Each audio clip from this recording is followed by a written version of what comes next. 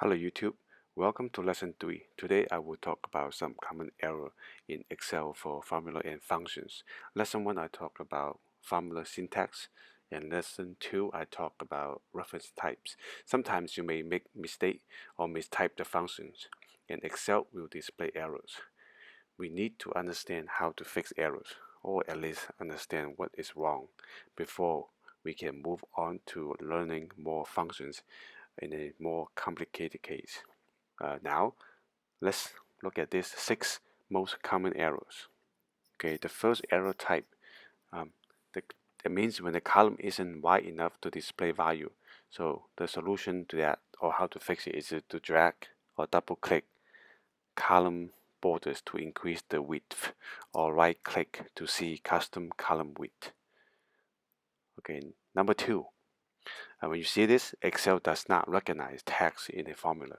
So in this case, we make sure the function names are correct, references are valid and spelled it properly, and quotation marks and colons are in place. Okay, number 3 error. When we see this, that means formula has the wrong type of arguments. So to fix this, we check that your formula isn't trying to perform an arithmetic operation on text strings or cell formatted as text. Later on of the course, we will talk about strings. Okay, number 4 error. When you see this, that means formula is dividing by 0 or an empty cell. Check the value of your divisor. If 0 is correct, use an if statement if to display an alternative value if you choose. Number 5, when you see this, the mean formula refers to a cell that is not valid. Make sure that you didn't move, delete, or replace cells that are referenced in your formula. Number 6, when you see this type of error, that means the formula can't find a reference value.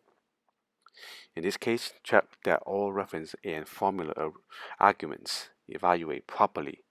The most common cause is lookup value with no match. Okay, all the function name that I mentioned here, like the if function or the lookup function, that we will look into detail later on the course. So stay tuned.